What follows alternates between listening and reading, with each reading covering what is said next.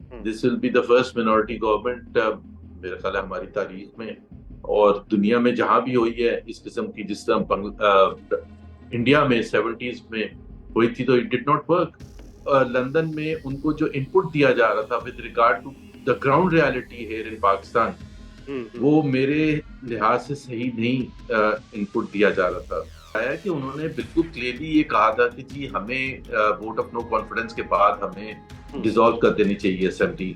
या। Political opponent Imran Khan and his party, उसको जाहिर है दीवार के साथ लगाया जा रहा था। अब मैं उसमें नहीं जाऊंगा कि वो राइट और wrong, but the reality is के जब ऐसी सिचुएशन होती है तो मजलूमियत का बहुत एक बड़ा असर होता है।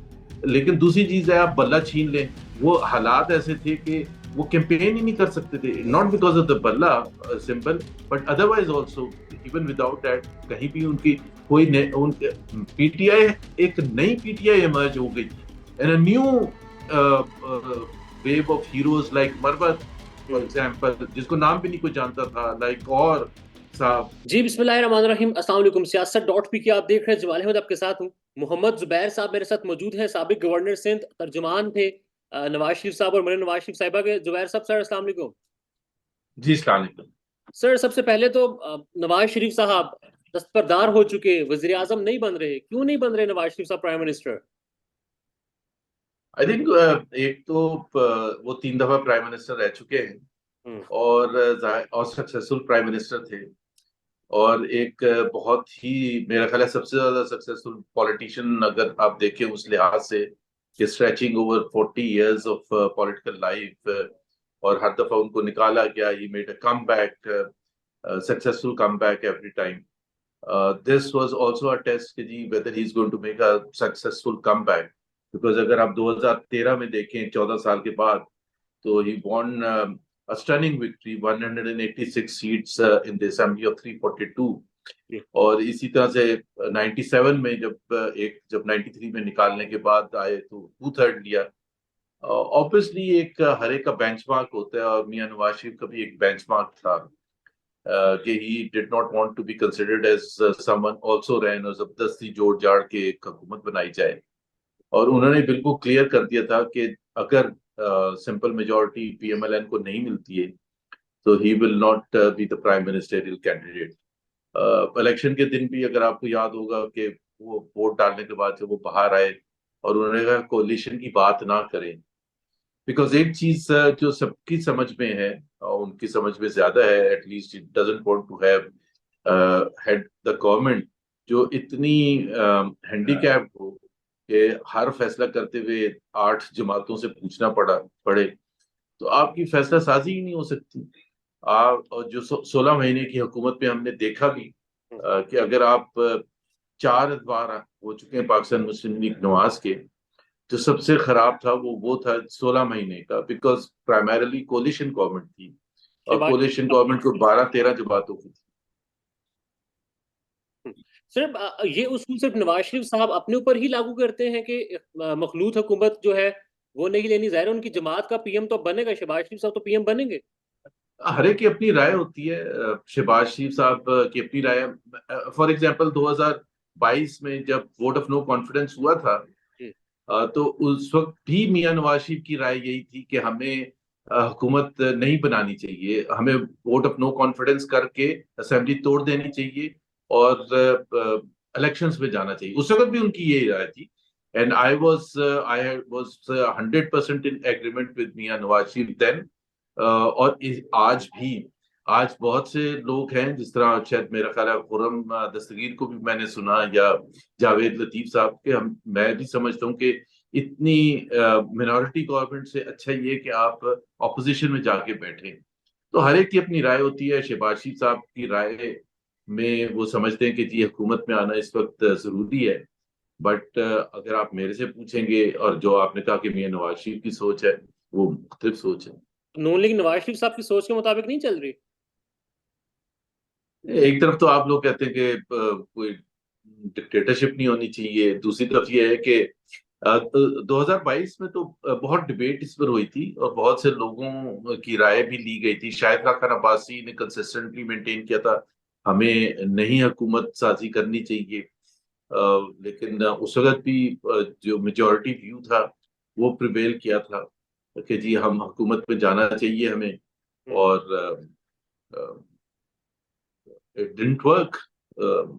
तो इम्पोज करना तो अच्छी बात भी नहीं होती है, अगर किसी की राय होती है तो अब लेट्स सी कि अगर वो शहबाज शरीफ साहब हुकूमत बनाते हैं, मिनॉरिटी गवर्नमेंट होगी। Hmm. This will be the first minority government मेरा ख्याल है हमारी तारीख में, और दुनिया में जहां भी हुई है इस किस्म की, जिस तरह इंडिया में 70s में हुई थी, तो इट डिड नॉट वर्क। ये बार बार हुकूमत गिर जाती थी, नया प्राइम मिनिस्टर आ जाता था। Indira Gandhi was in a position, जिस तरह पीपल्स पार्टी इस वक्त पोजीशन में है कि they will give vote of confidence to the prime minister, but issue by issue, जिस तरह बिलावल ने कहा था, उस पर वो हुकूमत को सपोर्ट करेंगे या नहीं करेंगे। Hmm. It's a very difficult thing. अभी इस बजट आएगा ने जून इस पर हम फर्स्ट वीक। इस पर भी बात करें, जो पीपल्स पार्टी ने डील या अपनी जो ऑफर की है, मुझे जरा इस पर कमेंट कर दें। फिर हम कुछ टाइम के बाद फिर यही सुनेंगे कि नवाज शरीफ साहब तो उस वक्त भी चाहते थे कि हुकूमत ना ली जाए, मगर जाहिर है फिर वो मेजोरिटी प्रिवेल हुआ और फिर हुकूमत ले ली। मैं ये तो नहीं कह रहा कि नवाज शरीफ साहब ने ये कहा है कि हुकूमत नहीं ले, मुझे नहीं पता इन्होंने जो कल फैसला किया है कि इस वजह से किया है कि हुकूमत हमें नहीं लेनी चाहिए, but he had made it clear. By the way, I think अगर वैसे मैं सियासी तौर पर दोनों की राय को देखूं, एक जिस तरह नवाज शरीफ साहब का क्लैरिटी बिल्कुल हमेशा से थी, सिर्फ इस लिहाज से नहीं, इस लिहाज से भी, ये आपको पता है कि शहबाज शरीफ साहब हमेशा एक चीज पर एम्फोसाइज करते रहे हैं कि मिसाके मईशत होना चाहिए, और हमारे बहुत से एक्सपर्ट्स इस बात को कहते हैं कि जी मिसाके मईशत होना चाहिए ऑन द लाइंस ऑफ मिसाके जमहूरियत। हालांकि मिसाके मईशत हो ही नहीं सकता और होना भी नहीं चाहिए, बिकॉज पॉलिटिकल पार्टीज तो डिफरेंट होती ही इस वजह से हैं कि उनका जो मईशत का जो भी प्लान होता है, इकोनॉमिक विजन होता है, वो मुख्तलिफ होता है। एक पार्टी है वो प्रो प्राइवेटाइजेशन है, दूसरी एंटी प्राइवेटाइजेशन है। एक प्रो ग्रोथ है इन अ पर्टिकुलर एरा, कोई एंटी ग्रोथ है, मतलब कि जी इस वक्त स्टेबलाइजेशन होनी चाहिए। और यहाँ सारे के सारे बैठ के बात कर रहे होते हैं कि जी 15 साल तक एक ही फिर इकोनॉमिक उस पर फॉर्मूले पर ऐसे हो सकते हैं एक से।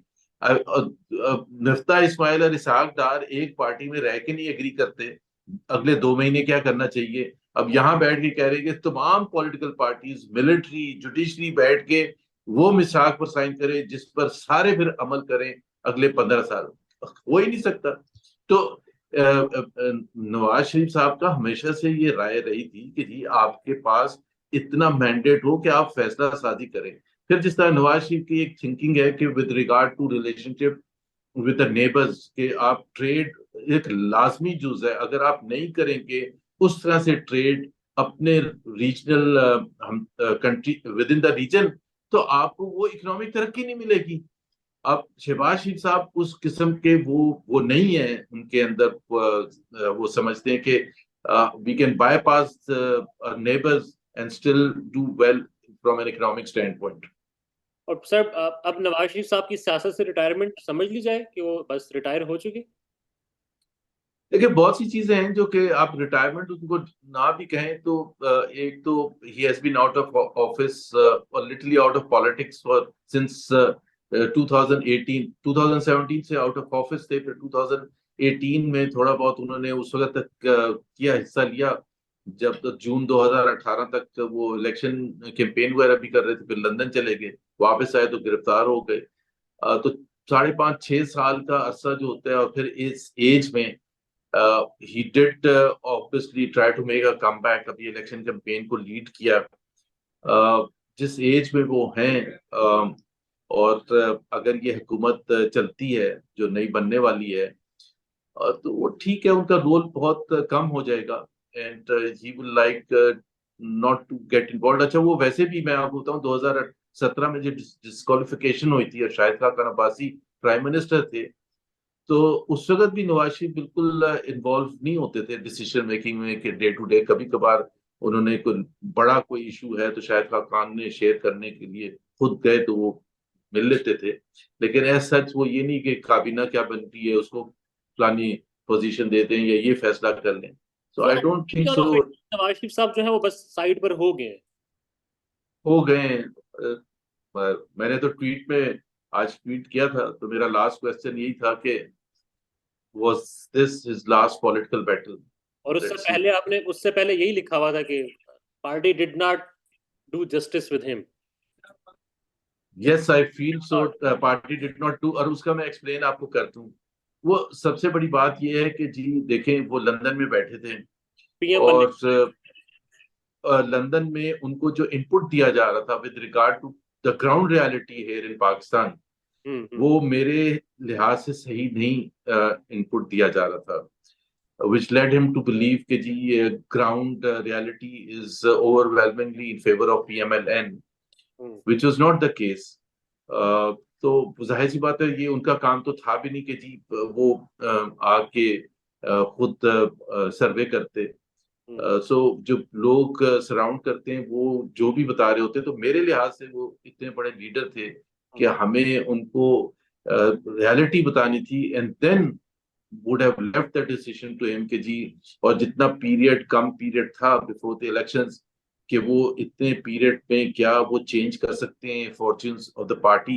बिकॉज एक चीज है ना कि 16 मंथ का जो रूल था, उसमें जो डेंट पड़ा था, जो कल कर रहे थे शहबाज साहब प्रेस कॉन्फ्रेंस या परसों कर रहे थे, वो फिर इस चीज को एम्फोसाइज कर रहे थे कि हमने अपना पॉलिटिकल कैपिटल खोया है बिकॉज ऑफ रियासत को बचाने के लिए। वो एक अलग डिबेट है, मैं नहीं एग्री करता उस चीज से, लेकिन ये चीज ख्वाजा आसिफ से आप सुन लें या जिससे भी सुन लें, वो ये कहते हैं कि हमने रियासत को तरजीह दी थी अपनी सियासत पर, विच इज सेइंग कि हमने अपना पॉलिटिकल कैपिटल जानबूझ के लूज किया था बिकॉज हमने रियासत को बचानी थी।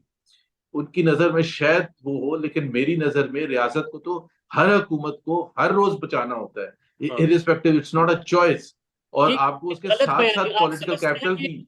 जुबैर साहब, आप समझते हैं कि ये गलत बयानिया था कि हमने सियासत कुर्बान की रियासत बचाने के लिए? मेरा ख्याल है गलत था। उसकी वजह बड़ी सिंपल सी है, जिस तरह मतलब कोई भी हुकूमत हो, देखे ना, इंडिया इंडिया में क्या आज जो हुकूमत है, या श्रीलंका में या इंग्लैंड में या कहीं भी, उस वो कोई कुर्बान करता है अपनी कि जी हमारा जो बेसिक नेशनल इंटरेस्ट है उसको कुर्बान किया जाए, नहीं करता। उसके साथ साथ आपको सियासत में भी मेंटेन करना पड़ता है। आप सियासी जमात हैं, आपको लॉन्ग टर्म व्यू लेना पड़ता है, आपको शॉर्ट टर्म व्यू नहीं लेना पड़ता। और अगर ये पहले नहीं पता था हुकूमत में आने से पहले, वोट ऑफ नो कॉन्फिडेंस के वक्त, तो फिर वो एक आपकी सियासी तौर पर आपने एक नहीं सोच समझ के कदम रखा।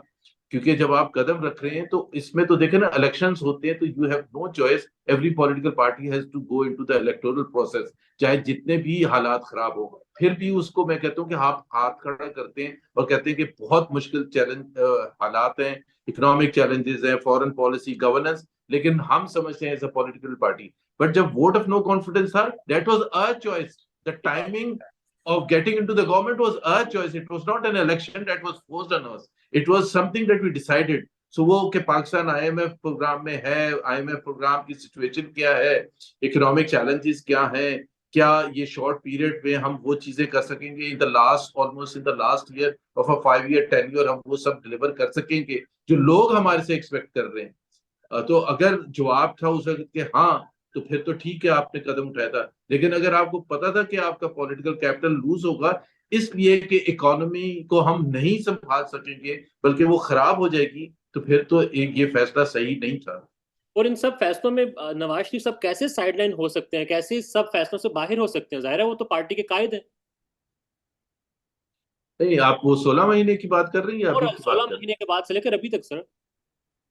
नहीं, वो अपना इनपुट तो देते। मैंने आपको बताया कि उन्होंने बिल्कुल क्लियरली ये कहा था कि जी हमें वोट ऑफ नो कॉन्फिडेंस के बाद हमें डिसॉल्व कर देनी चाहिए असेंबली, और उनका ओपिनियन बिल्कुल क्लियर था, एंड आज point of view is vindicated. और वो इसकी दूसरी वजह ये है कि अगर हमने उस वक्त इलेक्शन करवा दिए होते, तो वो जो 16 महीने का एक ऐसा तजर्बा था जो कि हम भूलना चाहते हैं।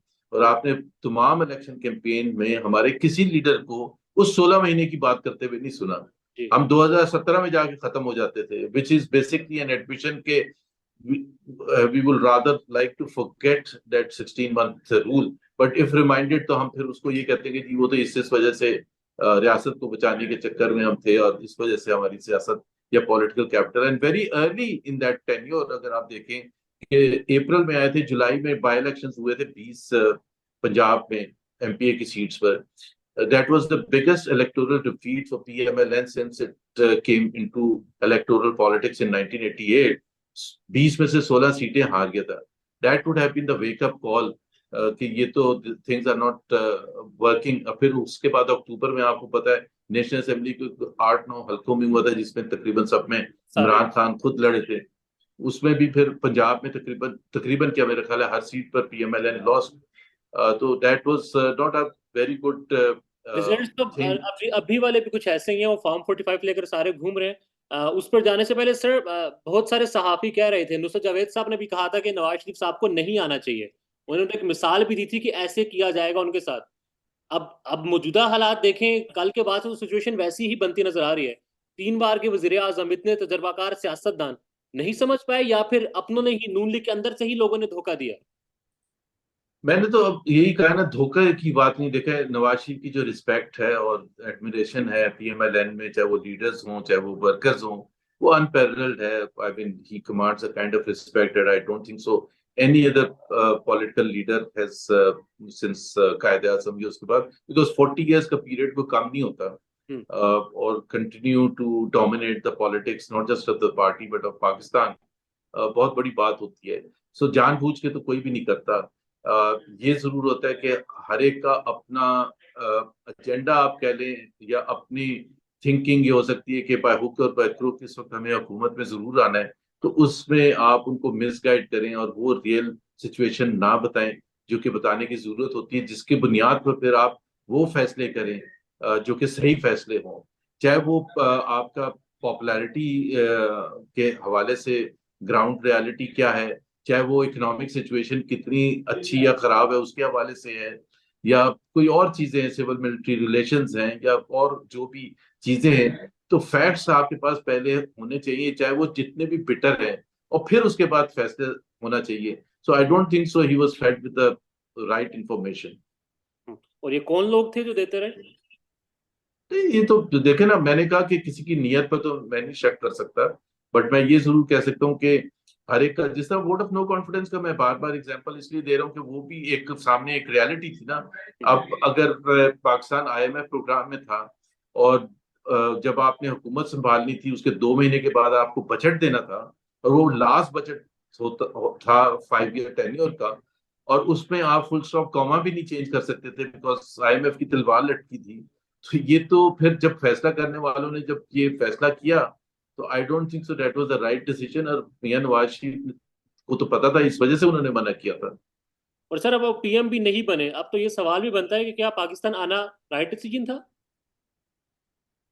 देखिए पाकिस्तान तो exile is not a choice. मेरा ख्याल है एग्जाइल एक आपका मुझे नहीं पता, बट मैं आईबीएम में काम करता रहा हूँ और बहुत सालों बाहर भी रहा हूँ, बड़ी अच्छी अच्छी असाइनमेंट्स पर रहा हूँ, बट किसका दिल नहीं करता पाकिस्तान वापस आने का.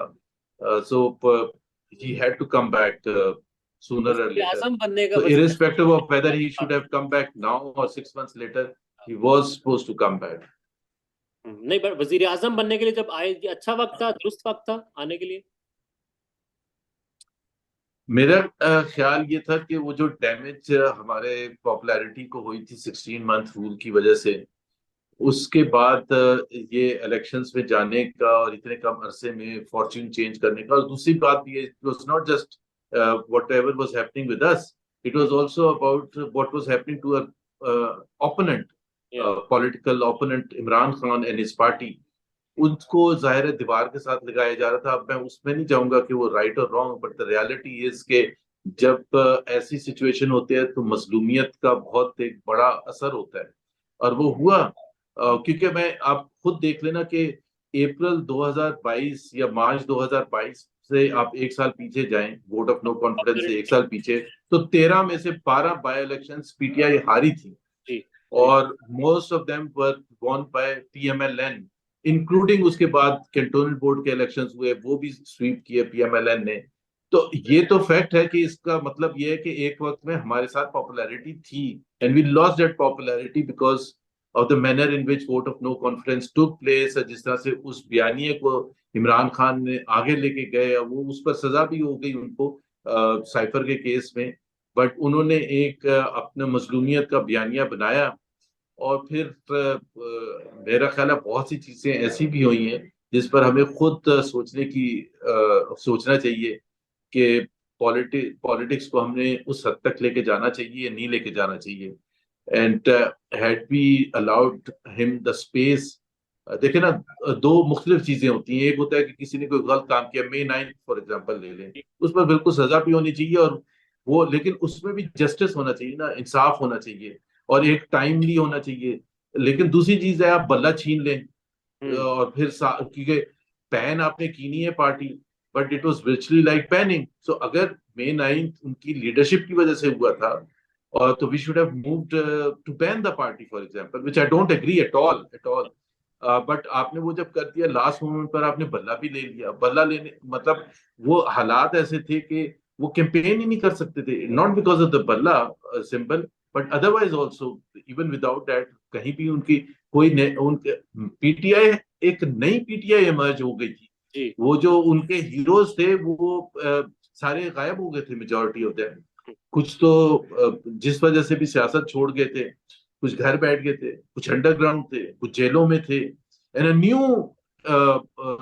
Wave of heroes like Marwat for example, जिसको नाम भी नहीं कोई जानता था, लाइक गौर साहब, लाइक जो उनके इंफॉर्मेशन सेक्रेटरी हैं, and a lot of others, जो कि बिल्कुल न्यू फेसेस थे।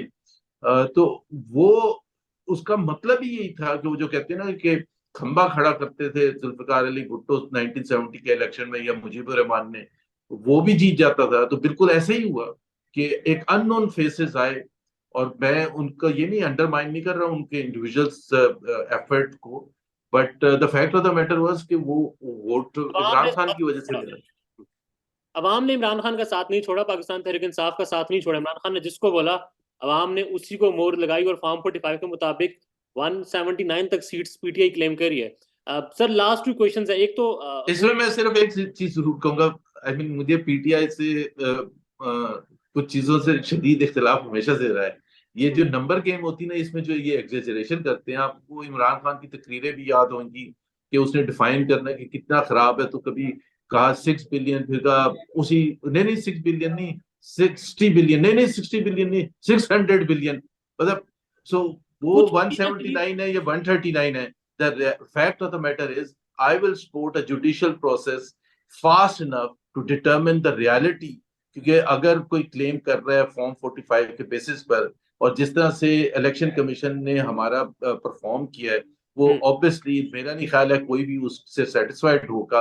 और जिस तरह से इलेक्शन प्रोसेस में डिले किया गया है, तो उसका उसमें इंसाफ तो होना चाहिए। और आप ये, जैसे 2018, सर आप ये समझते हैं कि शहबाज शरीफ साहब हो, ज़ाहिर है नून लीग के वो उम्मीदवार होंगे, उनको हलफ उठाने से पहले ही ये डिमांड करनी चाहिए कि फॉर्म 45 का फैसला हो जाए, ताकि बाद में मसला ना क्रिएट हो। मैंने तो आज ट्वीट किया, अगर आपने देखी हो, कि मैं तो अभी कहा भी था 2 दिन पहले किसी जगह के, इंसाफ का तकाजा ये है कि हम हमें देखना चाहिए इलेक्शन कमीशन को, वो फुर्ती और वो sense of urgency for the sake of Pakistan, hmm. कि जिसपे ये इंसाफ होते हुए नजर आए। मैं नहीं कह सकता कि वो 28-29 फरवरी तक कर लें, but at least I and you and the rest of Pakistan must see them acting fast enough, showing sense of urgency, showing कि ये बहुत इंपॉर्टेंट है, showing कि ये credibility of the entire electoral process is a question mark।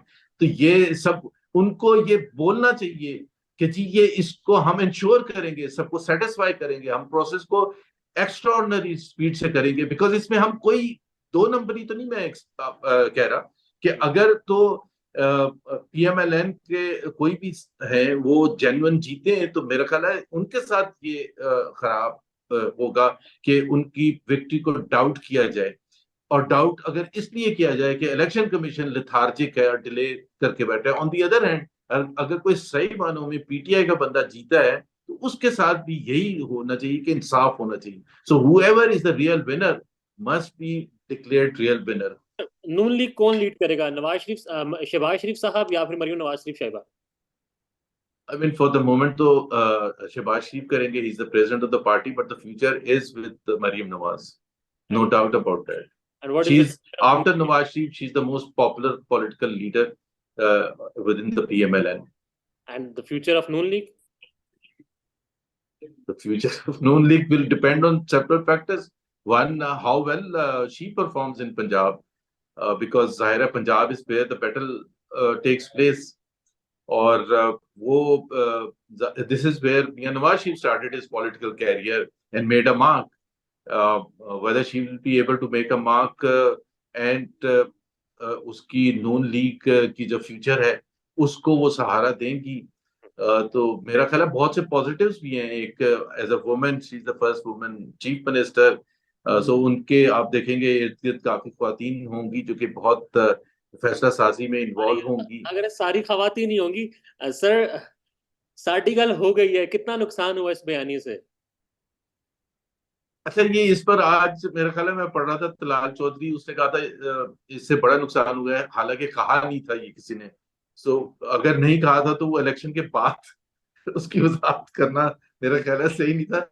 Election से पहले उसकी भरपूर वजाहत करनी चाहिए थी कि ऐसी कोई बात नहीं हुई है कि हमने ऐसा कोई किसी ने बयान दिया है.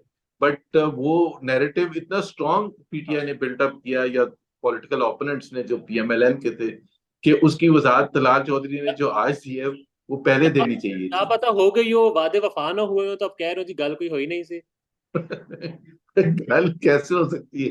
देखे ना, एक एक हद तक आपको ये कहते हैं कि आपके साथ कोई ज्यादती नहीं हुई थी, लेकिन ये तो नहीं कोई कह सकता कि आपको वोट डाले जाएंगे डब्बों में, हम भर देंगे और आप आराम से घर बैठ जाए. ऐसा तो कोई हो ही नहीं सकता ना. I mean the system cannot be run like that. और अगेन द पॉइंट इज, वो होता है ना कि पोल पोजीशन में पीएमएलएन था, पीटीआई नहीं था पोल पोजीशन में. सो वो जो पोल पोजीशन हमें मिली थी, जिस तरह वो कार रेसिंग में होता है, तो वो उसका हमने एडवांटेज नहीं उठाया. वो साड़ी गल हो गई है उसका तो नहीं मुझे पता, ना मैं ऑथेंटिकेट कर सकता हूँ, लेकिन वो जाहिर है पीटीआई ने और दूसरों ने उसको स्ट्रांगली यूज किया. सर लास्ट क्वेश्चन, 40 साल आपने जिस तरह बताया सियासत नवाज शरीफ साहब की, 3 बार वजीर आजम, मानसेरा जो मजबूत सीट थी वहां से शिकस्त, लाहौर यास्मीन राशिद साहबा कहती हैं, उनके हस्बैंड ये कहते हैं कि फॉर्म 45 के मुताबिक वो जीत रहे हैं. क्या ही ग्रेसफुल हो कि वो आए फॉर्म 45 के मुताबिक 47 बनाने का मुतालबा करें, और जरा अब तो सियासत जिस तरह आपने बताया, जिस तरह हालात वाकयात लग रहे हैं वो साइडलाइन पर ही है, तो इस तरह इख्तिताम होता. नवाज शरीफ को देखे, नवाज शरीफ का वो लेवल नहीं है कि वो बैठ के ये कहेंगे फॉर्म 45 फॉर्म जमात 47. कहते हैं. आई डोंट थिंक सो. बट उन्होंने जो मानसेरा की सीट को चैलेंज किया है, सो जिस तरह आप तहरीक इंसाफ के लोगों के लिए उनको अलाउ कर रहे हैं कि they have the right to challenge, तो मेरा ख्याल है नवाज शरीफ का भी राइट है चैलेंज करने का. होना चाहिए. मैं लाहौर वाली बात कर रहा हूँ कि फॉर्म 45 की सीट पर हलफ अच्छा, यास्मीन राशिद वाली सीट पर उस पर मैं बात कर. Again the point is Yasmin Rashid has gone to the court, और कोर्ट ने कल फैसला जो दिया है कि वो आप इलेक्शन कमीशन पर जाएं, तो इलेक्शन कमीशन की जिम्मेदारी है. देखें, इसमें दो चीजें होती हैं, मैं बिल्कुल ट्रूली मैं फेयर उससे कह रहा हूँ. एक तो हमारे मुल्क में इलेक्शन कमीशन सबसे बड़ा प्रॉब्लम है. ये तो इसमें कोई डाउट नहीं है. चाहे 2018 का इलेक्शन आप उठा लें, उससे पहले के इलेक्शंस उठा लें. I don't know when we will showcase to the world कि वी आर नॉर्मल पीपल, जैसे इंडिया में इलेक्शंस होते हैं. तो वो जो हारने वाला होता है उसको ये मौका जरूर मिल जाता है कि वो अगर सही भी हारा है तो वो कहता है कि जी मेरे साथ तो बड़ा जुल्म हो गया. और बहुत दफा ज्यादती भी होती है. 60 सीटों के साथ विक्ट्री स्पीच भी तो नहीं की जाती ना. बिल्कुल, वो I totally agree and I did say that उस वक्त जब वो करने आ रहे थे कि इट वाज प्रीमेच्योर. किसने कहा होगा कर दें, बस साड़ी गल हो गई है, करो तुसी. पाकिस्तान में इस वक्त सबसे बड़ा मसला बोलने का है. पाकिस्तान में बोलने नहीं दिया जाता, जुबानें खींच ली जाती हैं, डर है, खौफ है, टेरर है. पाकिस्तान का मीडिया मुकम्मल तौर पर कंट्रोल्ड है, वेल मैनेज्ड है, एक मैसिव सेंसरशिप है. इसी तरह का दबाव पाकिस्तान में siyaset.pk भी फेस कर रहा है, जिसे पाकिस्तान भर में गुज़श्ता कई महीनों से मावरा आइन, मावरा कवानीन मुकम्मल तौर पर बंद कर दिया गया है, मुकम्मल तौर पर बैन कर दिया गया है. siyaset.pk की नशरियात को लिमिटेड करके पाकिस्तान में छोड़ दिया गया है. तमाम तर कानूनी मुआवजे के ऊपर आवाज उठाई गई, दस्तक दी गई, लेकिन हर तरफ से खामोशी है, सन्नाटा है. कहीं पर कोई सुनवाई नहीं है, कोई सुनने को तैयार नहीं है. लेकिन इसका हल क्या है? क्या खामोश हो जाएं? क्या सवाल ना करें? क्या मालूमात आप तक ना पहुंचाएं? क्या इंफॉर्मेशन आप तक ना पहुंचाएं? मालूमात भी पहुंचेगी, इंफॉर्मेशन भी पहुंचेगी, सवालात भी उठेंगे, लेकिन अब आपने रोल प्ले करना है, आपने अपना किरदार अदा करना है. और छोटा सा एक प्रोसीजर है, प्रोसेस है। उसके बाद आप अपना किरदार अदा करें और हमारी मदद करें। पहले आपने यह करना है कि हमारे YouTube चैनल को सब्सक्राइब करना है, उसके बाद ज्वाइन के बटन के ऊपर जाना है, क्लिक करके हमारा मेंबर बनना है। या फिर दूसरा ऑप्शन यह है कि आपने वीडियो की डिस्क्रिप्शन में जाना है, वहां पर पैट्रियन का लिंक मौजूद होगा, उस लिंक के ऊपर क्लिक करें और हमें सपोर्ट करें, हमारा हिस्सा बने, हमारी ताकत बने। ख्याल रखिएगा। अल्लाह हाफिज।